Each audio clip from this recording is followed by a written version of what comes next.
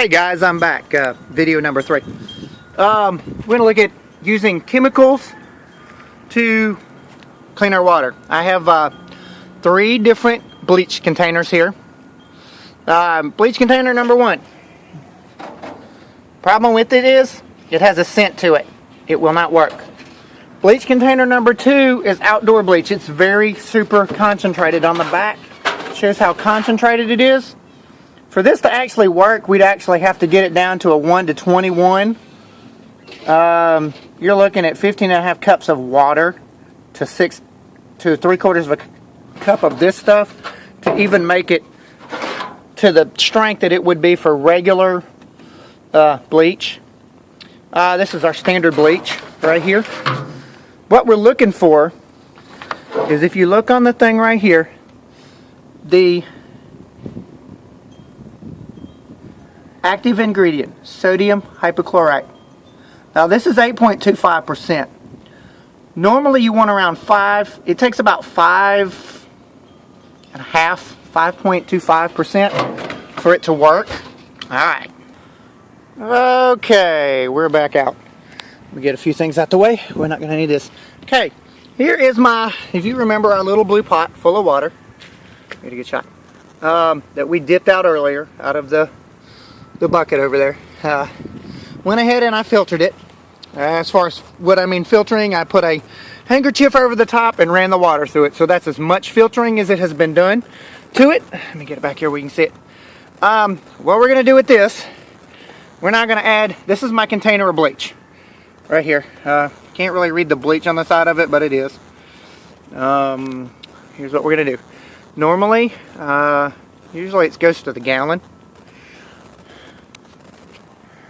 Okay, normally this is done by eyedropper. However, I don't have an eyedropper. All I have is this bottle right here. I can tell you that by smelling this is very, very, very weak. Generally, there are some things that you need to know about bleach.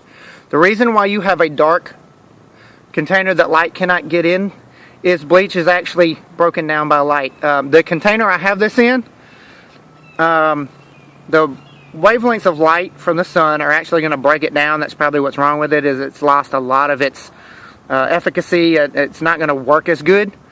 That means I'm going to have to add more. Basically what we're doing, we're trying to make it smell like a pool. Pretty much. So it will kill whatever. This will not take out, once again, it will not take out any chemical impurities that you deal with. Agricultural waste, anything like that. Okay, so guys, be careful with it. Okay, here we go. What I'm going to do with this is I'm just going to kind of pour some in here. Pour a little bit more. Now, the thing about bleach, me doing that, I can't drink that right now. That is going to have to sit. What I mean by sitting is probably needs to sit about 30 minutes.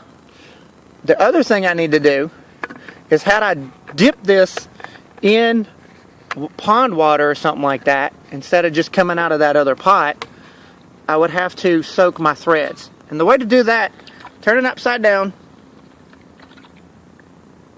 and crack it. And you can see that I'm starting to get water come around the threads. Hang on, let me get this where I can do it. You can see there's water starting to come around the threads. Let me get this in frame. There you go. You got to get that water, there we go, around those threads so that it gets the bleach around the threads to kill anything that could have been in that. Now that's going to have to sit there, like I said, 30 minutes, good 30 minutes for it to work. There's some drawbacks to this. As I said before, you know, there's many different things you can use. You can use bleach. You can use iodine. Let me grab my notes. Okay. Chemicals. Chlorine. Common, cheap, extremely toxic. It does not decrease physical or chemical contamination. Does not increase cholesterol formation. Or it does increase cholesterol formation. It's a carcinogen and can cause heart disease. So basically, you know, large amounts of chlorine are not very good for you. That's why generally when you go to a pool, they've got the big skull and crossbones on the chlorine bottles. Very, very nasty stuff to inhale. You don't want to be breathing it at all. This method's going to take you, like I said, at least 30 minutes.